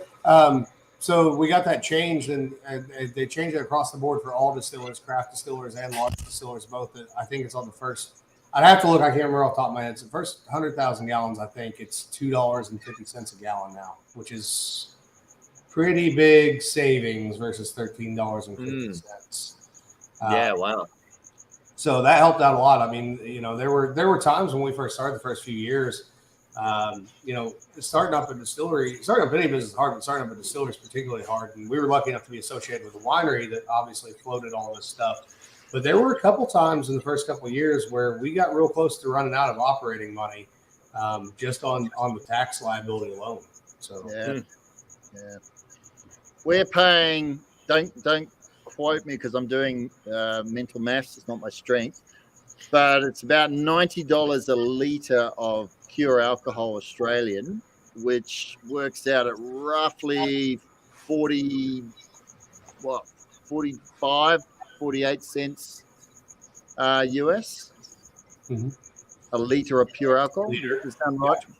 Yeah. Yep. Yeah, because I always forget you guys do the LPA as opposed to gallon. Yeah. Yeah, exactly. Yeah. Which is fucking insane. So basically, it works out at $1.15 per 30 ml net standard. 30 ml net. So it's your standard shot. Which is like it adds a 50 cents. That's a big barrier to entry. It is. Up against the wine industry where it's 15 cents a glass. Yeah. So. Yeah. Our situation has gotten better, thankfully. The big problem that you alluded to earlier is the distribution. The distribution state to state. Every state has its own laws, and I'll tell you, our own state was a late adopter of our brand. I mean, we were catching on in other states way bigger than we were in Indiana, and it's because we were stuck with a shit distributor, and they were one of the big guys. They literally told us, hey, unless you pay us X amount of incentive, we're parking your brand. And that's what they did. They parked our fucking brand and didn't try to sell it. And then even once we got, quote unquote, better distributors here in the state, they weren't doing anything until they realized that we were selling single barrels out the ass to every other state that we were dealing with. And then all of a sudden they're like, oh, there's money in this, right? And then they were all about it. So, but yeah, you'll run into that stuff. Or like when I was at Copper and Kings, one of the other things that happened was Ohio is a huge control state, right? And they're the worst of the control states as far as what I ever saw. So you have to apply to get it, and you go through the whole process, all that stuff, and then you get into the state. And then they used to, I guess they still do it this way. I don't know. We don't mess with distribution in Ohio, but they would look at the list every 6 months, and if you weren't selling X amount, they would drop you. And then you had to reapply, repay everything. Get back. We got dropped at Copper and Kings 3 times trying to keep Ohio. Wow. And of course I don't, I own anything there or any of that stuff. But I told the owners, I'm like, why are you even bothering? Well, it's a neighboring state. Yeah, well, if there's that much of a problem, let them drive over here and get it. Wow, man. I got 2 things because we're getting pretty close to the end here. 2 things I want to ask you about, Alan. One, what's the buzz about Texas and single malt, and what's the buzz about Empire Rye? Those are interesting questions, actually. So I'll just tell you, just not so much single malt in Texas, but just Texas in general. Texas whiskey, yeah. I love it. I absolutely, and I know there's people, and I think I love it because it's in a lot of ways it's the opposite of my philosophy because they have the heat there and very barrel driven. But Ranger Creek is fucking amazing. Those guys, Josh down there is just great. I mean, they're doing excellent work. If you ever have a chance to try any of their smoked stuff, go for it. Iron Root Republic. Honestly, I would put Iron Root Republic's what they've done with corn whiskey up against the best spirits in the world, and I think they would hold their own without a problem. And they have single-handedly changed that category of corn whiskey in the United States. Write it down. Do what? No, I said write it down, Todd. Right. Yeah. The only problem I have with Iron Root Republic is I know the Licorice Brothers that run it really well, and I give them shit all the time because their whiskey gets me in more trouble than any other whiskey because it's always at 125, 128, 127, right? Like the last time I was drinking, I was sitting on the porch drinking. I think it was like a Tuesday or Wednesday night, and I didn't realize what time it was. And my wife comes out on the porch and she's like, "You do realize it's 1 o'clock in the morning, right?" And I was like, "I didn't until you came out here." She goes, "Are you going to go to work tomorrow?" I'm like, "Probably not." I've been researching. Yeah, absolutely. Right. Empire Rye seems to be gaining some traction. I don't know. There's nobody I can think of that has themselves made, let's say, yet a name off of Empire Rye. I would say that Kings County probably has a good chance of doing something cool with that. There's a lot of producers obviously out there. And I think that designation, that Empire Rye thing, makes a lot of sense geographically. Just like Missouri bourbon's a thing now. I think that's great. Kentucky bourbon. Indiana, meanwhile, has the dumbest fucking category of all time. I'm just going to call that out for my own state. They passed the Indiana rye whiskey category, and I'll even explain why it's fucking stupid. There's no history of rye whiskey in Indiana. There's a very short window of rye whiskey very early on in Indiana, and then everything else is literally Seagrams and MGP, and none of that rye is grown here, right? So if you're going to make a category, it should at least help cater to the farmers and be something that was traditionally grown in your region. So Indiana rye is a category. I mean, I'm going to slap it on a bottle because I have to, but it's a dumb designation. Stupid. So does Big Rye have a good lobbying department, do you think? I would say that, MGP and Luxco, they've pretty much got that. They know Big Rye, those fuckers. Yeah, they know what they're doing for sure. Now, we've had another question come in before we go any further. So what's the climate like for you? And do you use climate control in your barrel room, or is it all au natural? Yeah, so we're the climate here in southern Indiana is pretty dynamic. It mirrors Kentucky almost exactly. I mean, in the wintertime, you'll get down. You're commonly in the teens and 20s in the wintertime, and then that's Fahrenheit, obviously. And then, in the summertime, we'll get up, upper 90s, low 100s, very high humidity. So we're constantly driving liquid in and out of barrels. Now, our climate here at the distillery for our aging, we have sort of two warehouse situations. We have one that's attached to the building itself. We're not actively heating or cooling it. It just works off the passive heating and cooling of the building itself. It's very high humidity in there, but only 20 to 30 degree temperature differentials throughout the year. So anything that's volatile. So again, going back to, 90% of what you taste is what you smell. Anything that you don't want to blow that volatility off of. So alternative grains like buckwheat, kasha, oats, anything with those grains, they do fantastic in there. All the apple brandy always stays there. All the grape brandy always stays there. But anything with more than 70% corn or anything with rye does not work in that building. You really need those real heavy fluctuations for those products in particular, in my opinion. So the other warehouse that we have is a lot like a Scottish style dunnage. And all of the barrels are, I should add, 53 gallons larger. We don't use any small barrels. They all go on like the California Square wine racks is how we have them. We don't have a brick system and all that stuff because I like my fingers and I prefer not to lose any of them. But the other warehouse, it'll fluctuate between however cold it is outside in the winter times, how cold it's going to be in there. And however warm it gets, it's going to be just a few degrees below that. So I think the hottest I've seen it in there is maybe right at 100 degrees in the summertime with barrels that are 4 high.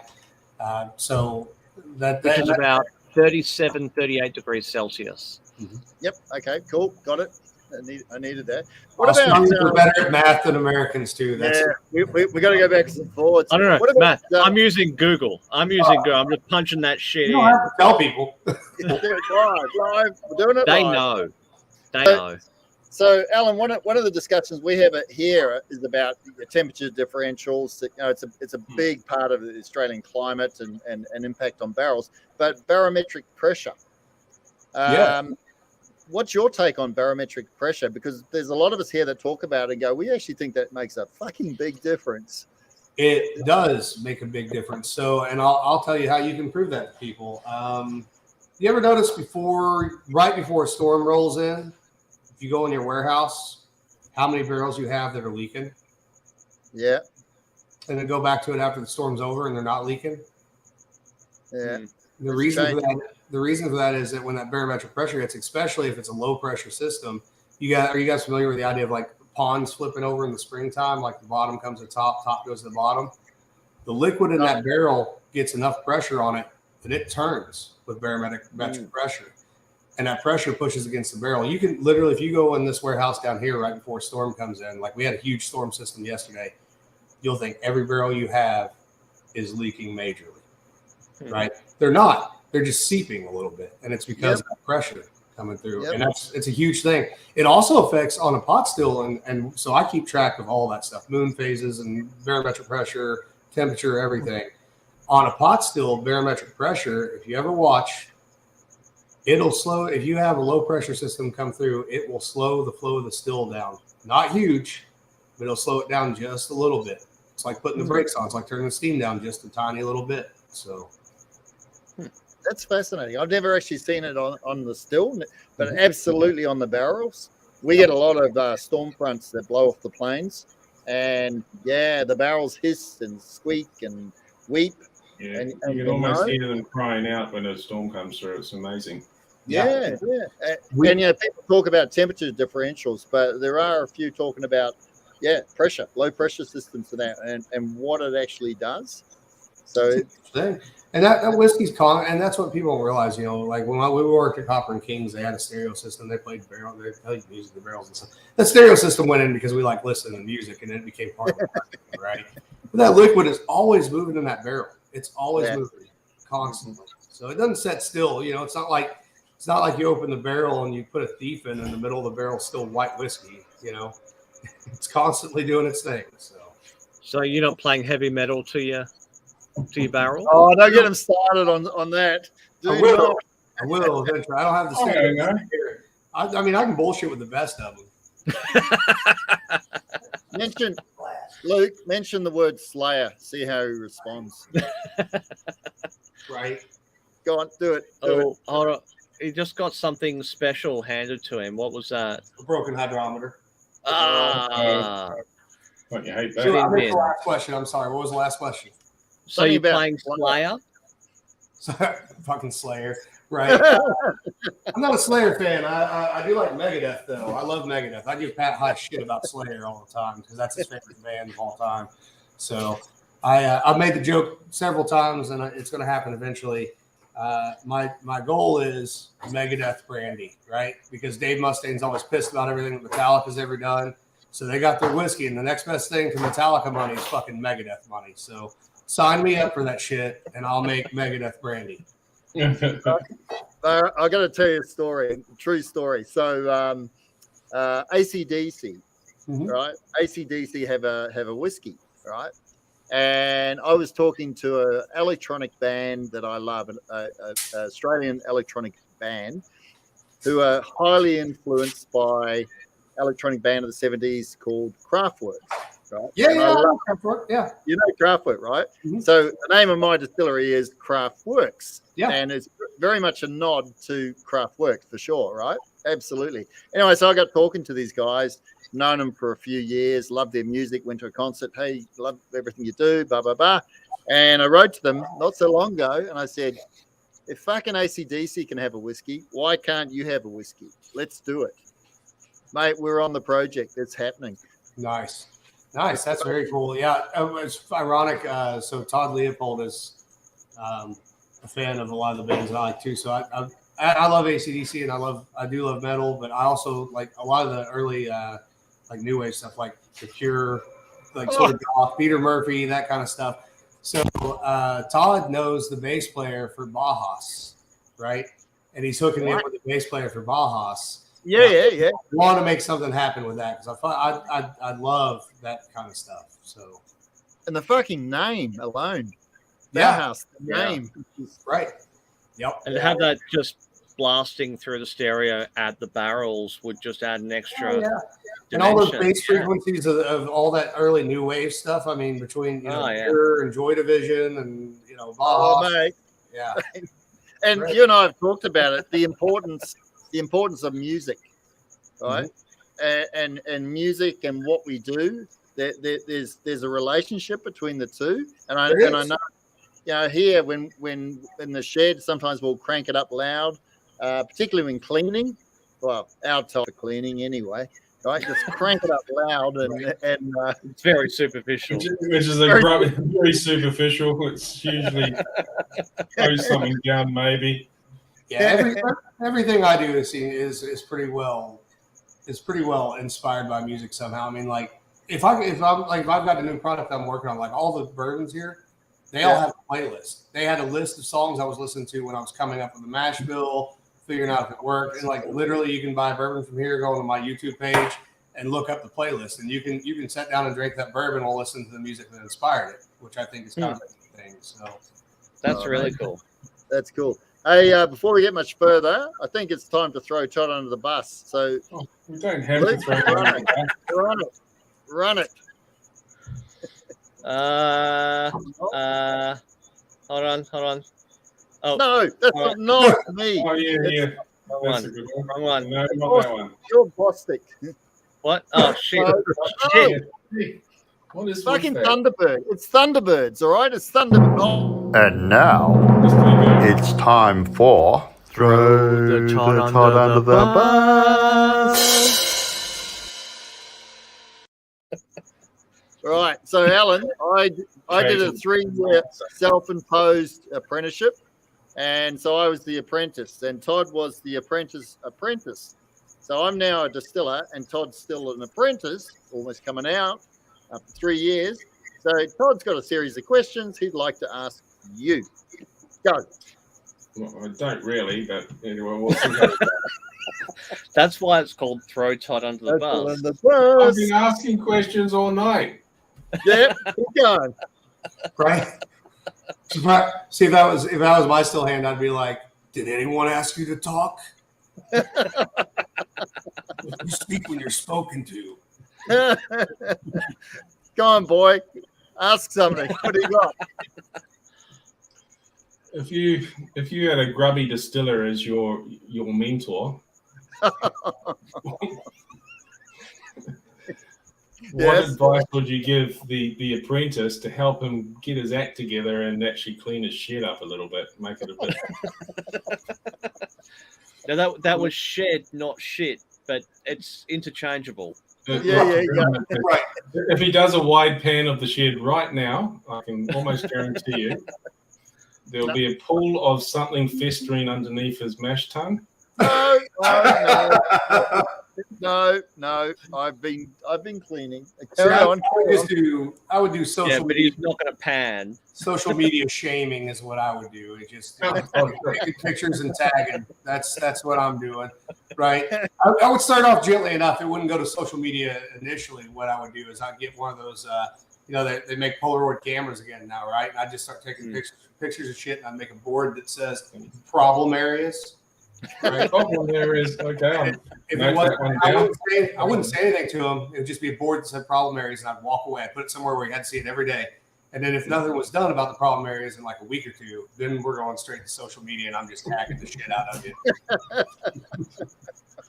All right. Well, here's our problem area. Where? Oh, fuck off! What was I haven't seen it? Oh yeah, that one. That's.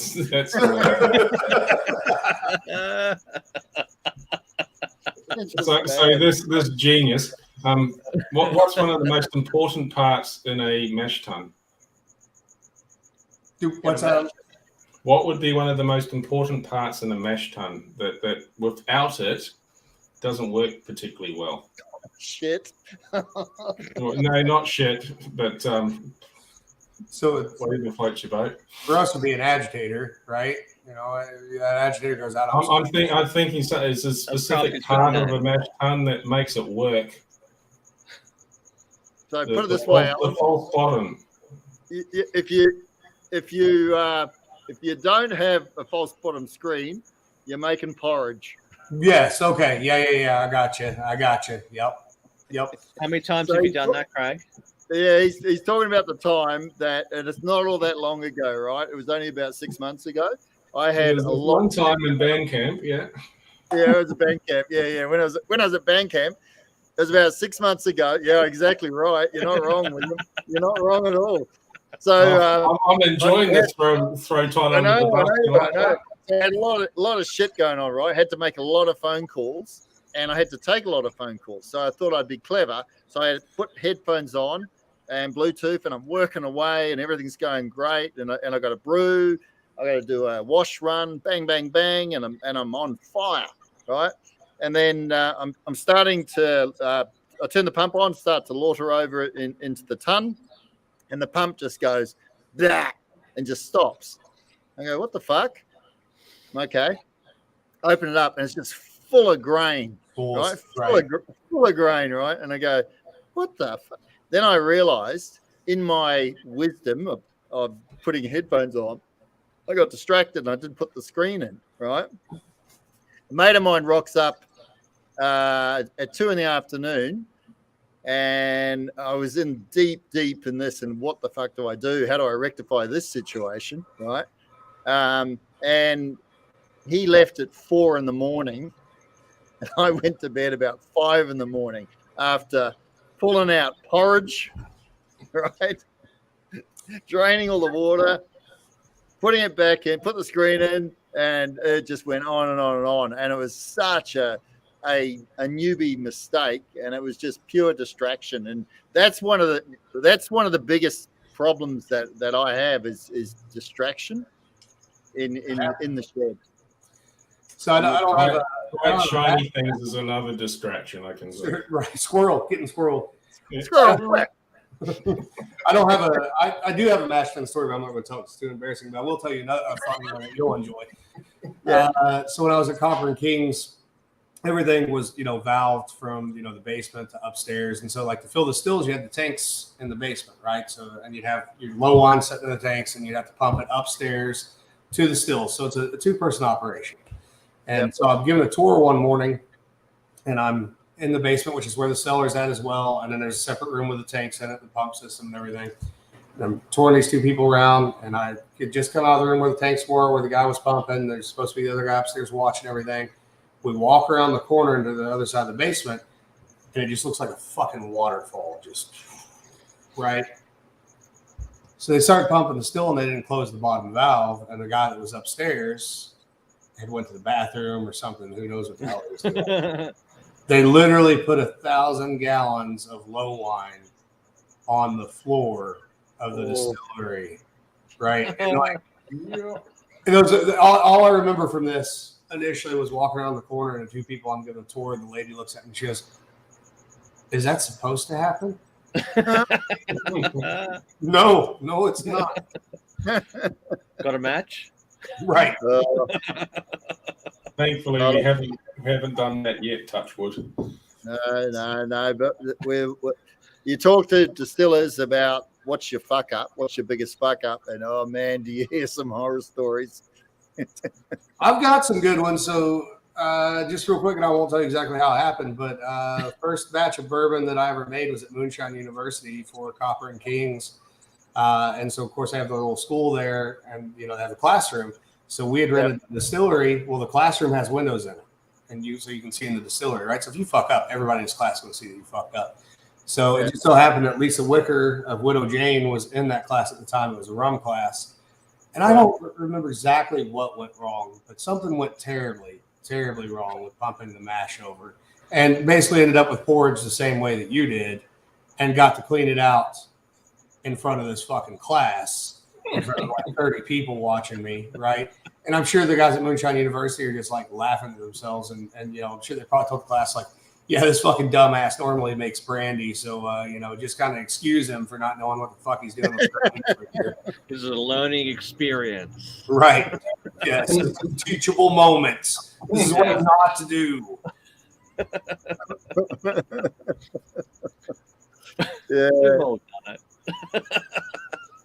Mate, this has been absolutely awesome tonight. It really has. Yeah, it's been great. Long overdue. I'm hoping to get my ass over to the US next year with a bit of luck, and I'm looking forward to. Well, I'm hoping he's taking his apprentice with him. Yeah, well, that's the plan. If we can do it right, you're gonna need glue. Caustic. Well, we'd be glad to have you over here for sure. Be glad to have you. I know Bill Owens, who he came to Australia a couple of years ago, and we took him around to a few places, right? And he loves Tin Shed Australia, right? He just loves it. Anyway, I was talking to Bill about a year ago, maybe. And I said, mate, I'm coming to the US, and I really want to just have a really good trip and go to different craft distillers. And he goes, where do you want to go? And so I gave him a concise list, and you were actually on the list. And he goes, yeah, I think you pretty well nailed it. So which was cool. But it's such a dynamic environment over there. There's so many things going on, and some really, really cool shit. And it's a big country, your country. Our country's big, but your country's big as well. Yep. I try to stay in my part of it. My little area, my playground. But yeah, I would love to have you over sometime. And obviously, where we're located, we're only, like I said, a little bit more than an hour northwest of Louisville. So you'd be right there at Kentucky, and then there's some great places in Missouri and Illinois too that you should check out. Stumpy's Spirits for sure is definitely one in Illinois that you guys definitely want to check out. So. Yeah. So, do you know whether there are any Australian distributors of Spirits of Frenchleaf? Not as of yet. As far as I know, the only place that we've gone to outside the U.S. is we've got Canadian distribution now. So I would love to. And as far as that's a little bit like us saying we're distributors in Tasmania, right? Yeah, I guess so. What are you going to say, Alan? You were going to say something then about? We've got some stuff lined up. I think eventually for England, Scotland, Ireland.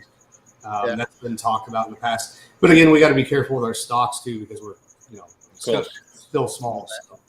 Yeah. We will just have to put our orders into our specialist bottle shops and get them to bring something in the meantime. Absolutely. Yeah. Bring it in. I'll tell you a cool little story just to wrap it up, and you'll love this, Alan. So I've been talking to Todd Leopold Brothers, and I said, mate, is there any way I can buy a bottle of the 3 chamber? Because I know it's as rare as fuck, right? It's incredibly rare. Mm-hmm. And he wrote back, and I said, I'd love to buy a bottle because I want to share it with my craft distiller mates in Australia. I just love what's going on there. And he wrote back, he said, mate, no way, can't sell it. But he goes, but I'd be honoured to send a bottle for you to share with your Australian craft distiller mates. That's pretty cool, right? That's very pretty cool. Still waiting, Todd. I'm still waiting. Right. But we do have Todd on in about 2 months. He's going to do a Shoot in the Shed episode. So, well, if he gets a bottle over to you and can get one in, let me know, and then I'll get you something out as well, because I know that's it's figuring out the legalities and all that stuff of getting. Yep. So, but mate, absolutely. I'll flick you my address. Yes. Well, we're not going to say that on the thing, but you know how it is. Well, thank you so much. It's been great. Thank you for your patience in Crafty's fuck up with the time. Don't blame me. I'm not wearing that one. Throw Crafty under the bus. So how long were you sitting there waiting for us to show up? Going, where the hell how long? About 10, 15 minutes, something like Yeah, that. sorry, mate. I got on, it was a blank screen. I logged back off, got on my phone and logged on there. It was still a blank screen. I'm like, what the fuck is happening right now? Have I got the right date? Right. Yeah, so I started thinking and then when I messaged you, Crafty, you're like, "Oh, we're almost done." I'm like, "Did I miss the whole fucking thing that you guys were without me?" We've been talking amongst ourselves for an hour. Yeah. We have done that before. We've had a mega 4 hours shooting the shit tonight. It's been fucking insane, to be honest. It's been a good night. Yeah. Yeah. It's been really entertaining tonight. Well, I appreciate you guys having me for sure. Well, thank you very much for making the time for us, especially given that it is the start of your work day. Yeah. And sitting there watching the rest of us drinking must be pretty hard, but. So there's the website. Jump on all the socials and all the rest of it. Obviously, we can't buy it here in Australia unless we can find somebody to import it. Otherwise, pay the duties and get it shipped over from the US. I'm probably going to do that. Please remember to like and subscribe. Follow us on Facebook, on YouTube, the website shootingtheshit.com.au. We've got coasters, and if you're lucky, you might get one. Of course, that. We're cartoon characters. Actual artwork designed for us, Bob Wally, green artist. If you might get one of those in a bottle from in a order from Crafty on. It does happen. Yeah, it can happen. Or if you see him at the markets. Before you go on, just quickly, Alan, we went to down to the Australian Distillers Conference. We took 1,000. I think it was 1,000 beer coasters. There are a lot. We came back with 100. There's 900 of those things with scattered. They were like pigeon poo. They were if you're listening from Melbourne, you have one. You have one. On the airport. Great. We went everywhere. All right. And so thank you very much for your time. Thank you to our sponsors that we did get through. And I think the only one that we didn't talk about in our middle intermission was CCL. Thank you very much for your support as well. And we will be back in 2 weeks. Yep. With someone. Do you know who it is? Someone else. Yeah. Change your plans Someone? for that one. We'll sort that out. Oh, okay. Well, there you go. Have absolutely So no. I won't say idea who what we're talking to next. It'll be someone. It'll be someone. Thank you, Alan. It's been an absolute pleasure. Yes. Same here. Thanks, guys. Cheers, all, and enjoy the rest of your day. Good night. Thanks, bud. We'll talk soon. See you later.